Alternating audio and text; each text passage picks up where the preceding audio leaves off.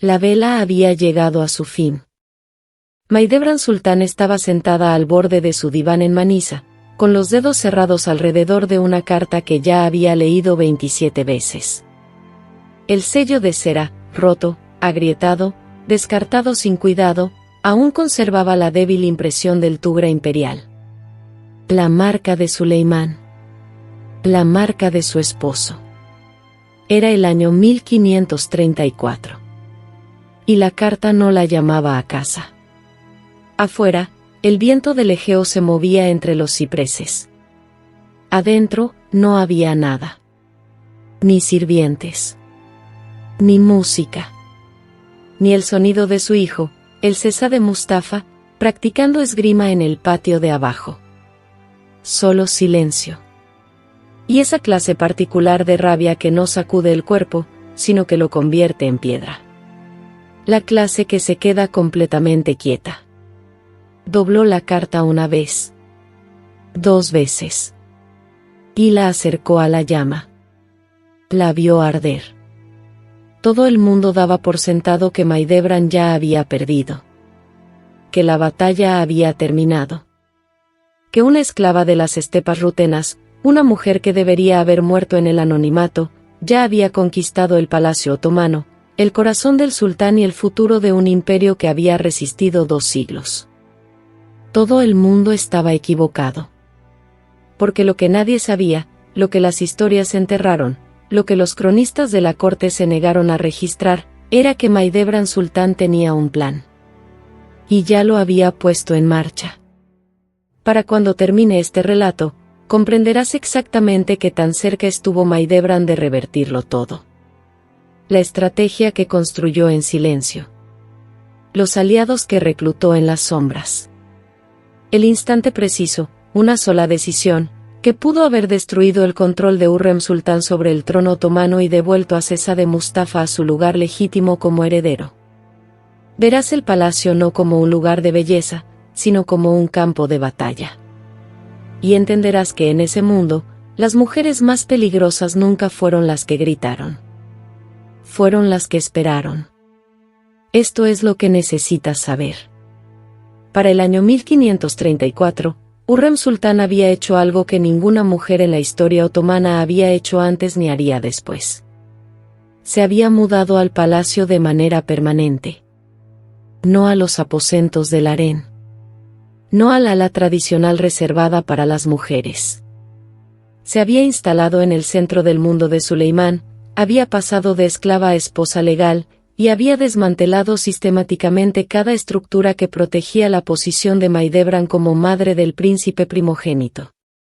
El harén no era un santuario. Era un tablero de ajedrez. Y en 1534, Hürrem controlaba el tablero. Pero Mahidevran controlaba algo que Hürrem jamás pudo comprar, el tiempo. 20 años de relaciones dentro del palacio. 20 años sabiendo que Eunuco aceptaba plata, que Kislar Aga temía la deshonra, que Odalisca resentía a sus nuevos amos. Tenía un hijo, Sesade Mustafa, que era brillante, querido por los genízaros, y que a los 16 años ya gobernaba Manisa con una precisión que ponía nerviosos a hombres adultos. La pregunta nunca fue si Mahidevran tenía armas. La pregunta era si podría usarlas antes de que Hürrem las viera llegar. Su nombre era Razille Hatun, y tenía 41 años de edad, lo que en la jerarquía del palacio otomano la hacía prácticamente invisible. Había servido durante 23 años como guardiana del guardarropa del sultán. Un cargo tan rutinario, tan deliberadamente sin importancia, que se había convertido en parte del mobiliario. Conocía cada habitación. Cada corredor. Cada recoveco donde las conversaciones podían escucharse a través de la piedra. Y durante los últimos 4 años, había estado reportando todo lo que oía a una sola persona. Mahidevran Sultan. Esta es la red que los historiadores de la corte otomana eligieron no documentar. Porque documentarla significaba admitir que existía. Y admitir que existía significaba reconocer que una consorte caída en desgracia, exiliada a Manisa con su hijo, había reconstruido una red de inteligencia dentro de los muros del palacio que llegaba hasta los aposentos privados del sultán. Razillé no estaba sola. Eran 11 en total. Conocemos sus nombres gracias a un fragmentario documento en persa descubierto en los archivos del Topkapi en 1973, catalogado y luego discretamente trasladado a una sección sin catalogar que requería permisos especiales para ser consultada.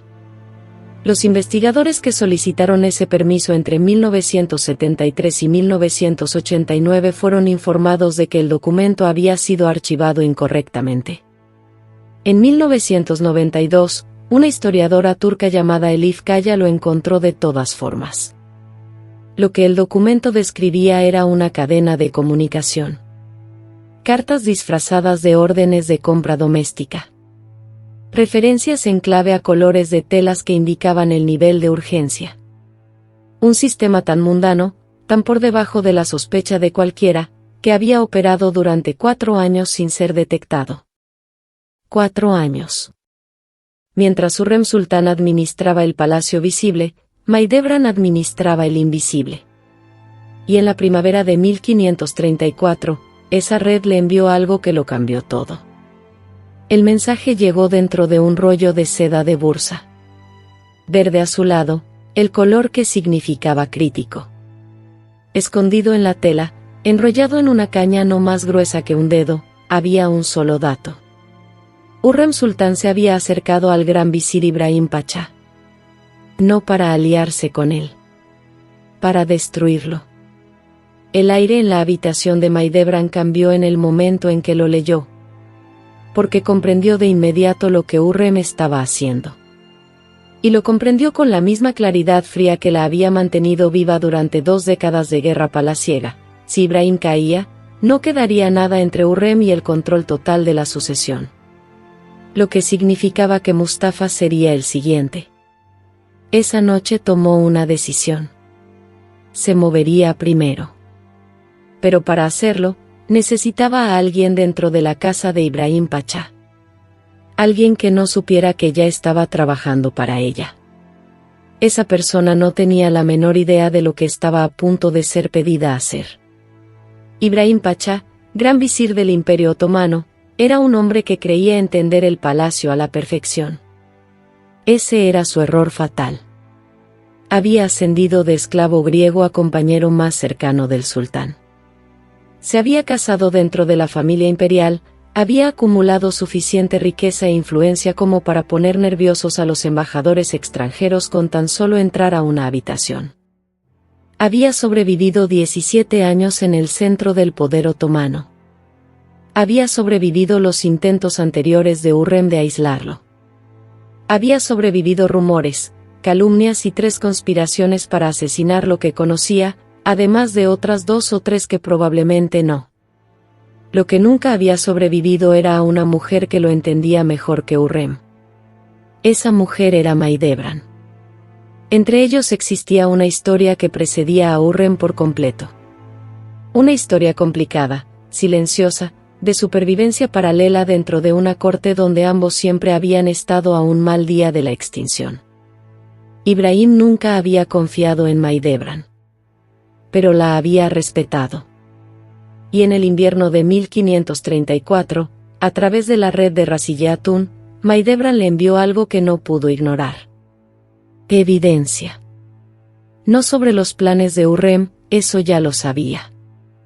Lo que Mahidevran le envió era un registro de algo mucho más específico. Los nombres de 3 hombres dentro del cuerpo de genízaros que habían sido contactados por los agentes de Hurrem para proporcionar falso testimonio sobre la conducta de Ibrahim durante la campaña persa. 3 hombres. Sus nombres. Sus rangos. Las cantidades que les habían ofrecido. Ibrahim recibió esta información un martes. Para el jueves, los 3 hombres habían sido discretamente reasignados a guarniciones en el este de Anatolia. No envió ningún reconocimiento. Ningún agradecimiento. Ninguna señal de haber recibido nada. Pero no necesitaba hacerlo. Porque Mahidevran no le había enviado la evidencia como un regalo. Se la había enviado como una demostración. Una prueba de capacidad. Un mensaje que decía: sé cosas que tú no sabes, y en este momento estoy eligiendo compartirlas contigo en lugar de usarlas contra ti. Ese fue el movimiento de apertura. Uno de esos 3 genízaros, un hombre llamado Davud, de 34 años, oriundo de Tesalónica, padre de 2 hijas, aceptó el traslado sin protestar. Murió en un enfrentamiento fronterizo cerca de Erzurum 18 meses después, sin saber jamás que su destino había sido decidido por una mujer a quien nunca había conocido, en una habitación en Manisa, sobre un rollo de seda verde azulada. Por primera vez en 4 años, Ibrahim Pachá sintió algo que casi había olvidado, que no estaba completamente solo. No sabía si ese sentimiento lo salvaría. Pero sabía que nunca antes había estado ahí. El documento que Maidebran le envió a Ibrahim estaba escrito en una letra que él no reconocía. Debería haber preguntado de quién era esa letra. Nunca lo hizo. Y ahora viene la parte complicada. Porque Hurrem Sultán no estaba quieta. La estaba observando a Ibrahim de la misma manera en que lo hacía Maidebran. Y notó, en cuestión de semanas, que algo había cambiado en él. Un recalibrado sutil. Una nueva cautela. No pudo identificar la fuente. Pero reconoció el síntoma. Alguien lo estaba ayudando. Y comenzó a buscar. El palacio en 1534 era, en su esencia, un estado de vigilancia de intimidad extraordinaria. Había personas cuya función exclusiva era notar cosas. La inclinación de una cabeza. Una puerta cerrada 10 minutos de más. Un sirviente que se demoraba. Hurrem había cultivado a esa gente durante una década. Era muy buena en esto. En menos de 2 meses, había rastreado los inusuales pedidos de telas hasta una cadena de proveedores que conducía, no directamente a Maidebran, sino a una casa de comerciantes en Bursa con una conexión conocida a Manisa. No había encontrado la red. Pero había encontrado su sombra. Y una sombra, si eres Hurrem Sultán, es suficiente. Hurrem no necesitaba encontrar la red. Solo necesitaba encontrar a una persona dentro de ella. Y ya tenía a alguien en mente. Alguien en quien Maidebran confiaba completamente. Alguien que no sabía que Hurrem ya había descubierto su nombre. Aquí está lo que las historias convencionales te dicen: Ibrahim Pachá fue ejecutado por estrangulamiento en la noche del 5 de marzo de 1536. Suleimán lo ordenó. Hurrem lo había maquinado. Fin.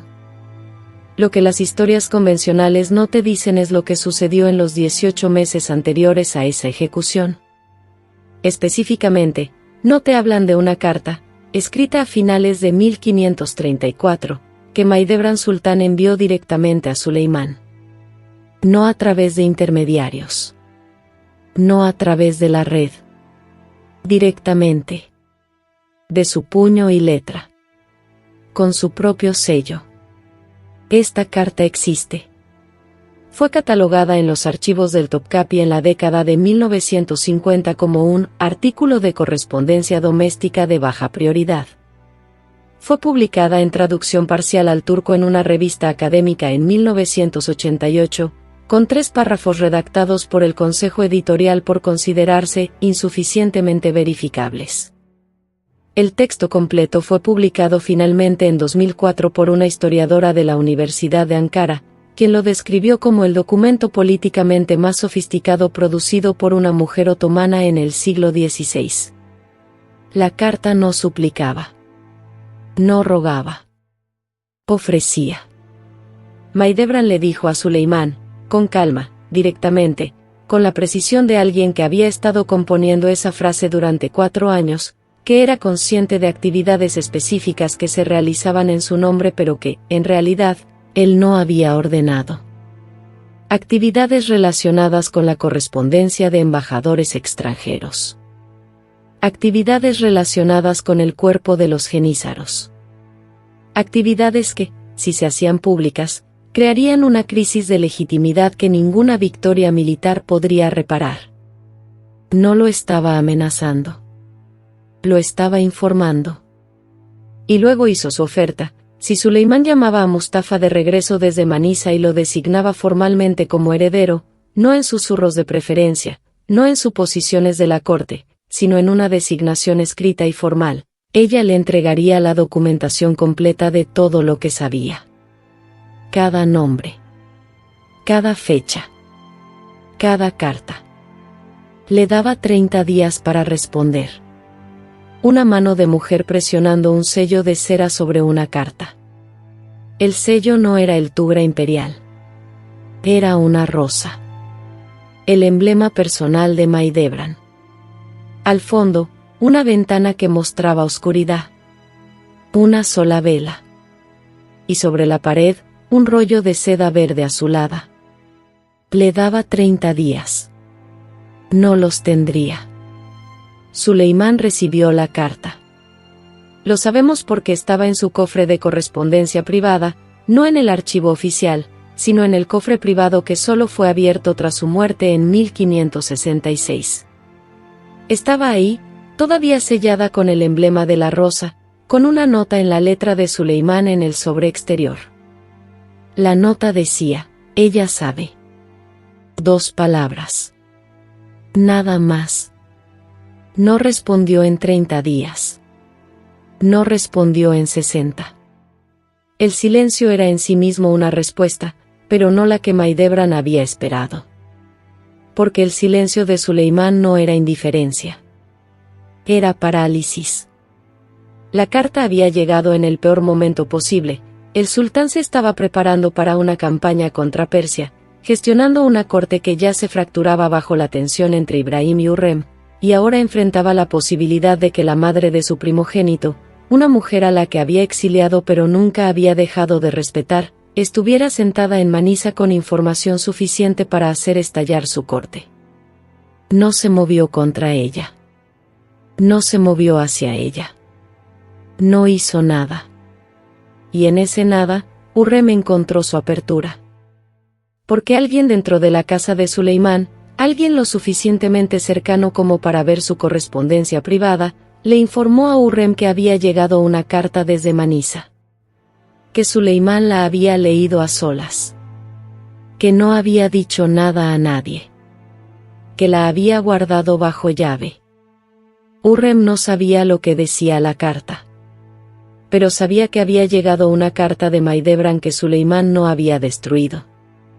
Y comprendió, con el genio particular que la había llevado de esclava a Seki Sultán, que una carta que Suleimán no destruía era una carta que todavía seguía pensando.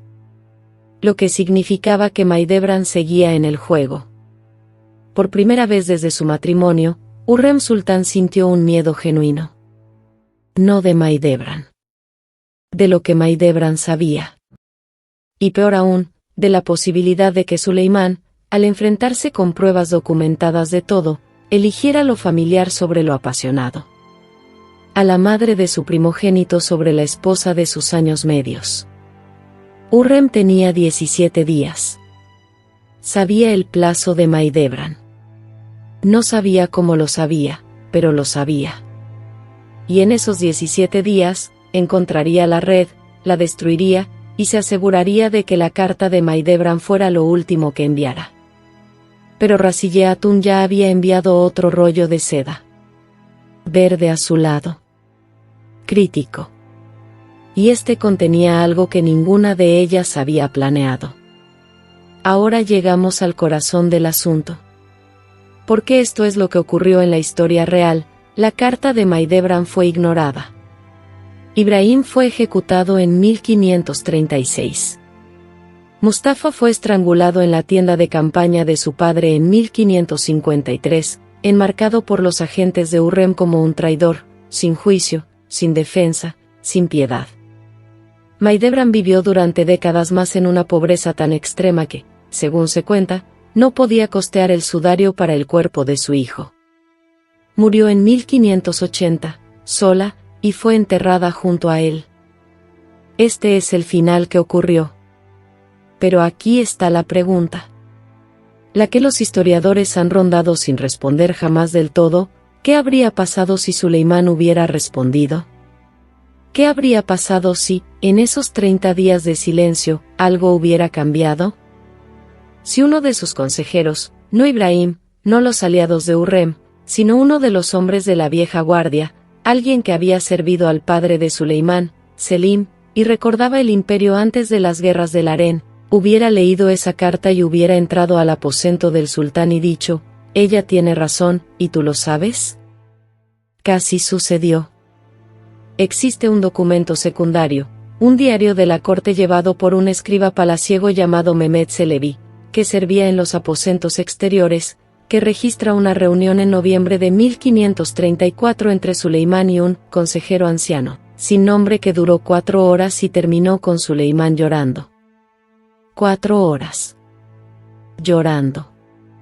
Mehmet Çelebi escribió, en la taquigrafía apretada de alguien que sabía que no debía estar registrando esto: el sultán habló de una deuda. Habló de una promesa hecha ante Dios en los años de su juventud. Preguntó si Dios llevaba cuenta de tales cosas. El consejero dijo que llevaba cuenta de todo. El sultán volvió a llorar y lo despidió. Una deuda. Una promesa. ¿Qué promesa le había hecho Suleimán a Mahidevran? No lo sabemos. El diario termina 3 páginas después. Las páginas restantes fueron arrancadas desde el lomo, con precisión, con el tipo de exactitud que sugiere una extracción deliberada antes que deterioro natural. Pero esto es lo que podemos reconstruir: si Suleimán hubiera actuado sobre lo que sintió en esa reunión de 4 horas, si hubiera llamado a Mustafa de regreso, emitido la designación escrita, y aceptado la oferta de Mahidevran, el efecto en cascada habría sido catastrófico para Hurrem. Sus hijos, Selim, Bayezid, Cianjir, habrían quedado legalmente subordinados a Mustafa. No borrados.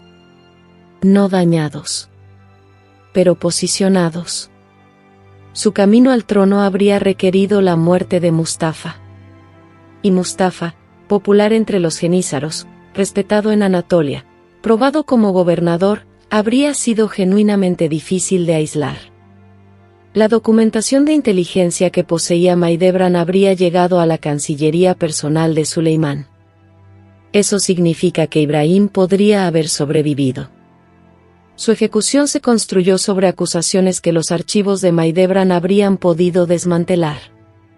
¿Y la propia Hurrem? Era Aseki Sultán, legalmente casada. No podía ser simplemente removida. Pero toda su influencia sobre la sucesión, toda su capacidad de posicionar a sus hijos, toda su arquitectura política, dependía de que Mustafa no fuera designado heredero. Si esa designación hubiera sido emitida, Hurrem habría pasado el resto de su vida en un palacio donde sus hijos eran permanentemente segundos. Habría sobrevivido. Pero habría perdido. Razille Hatun sobrevivió a todo. Después de la ejecución de Ibrahim en 1536 y del colapso de la red, nunca fue identificada, nunca arrestada, nunca interrogada.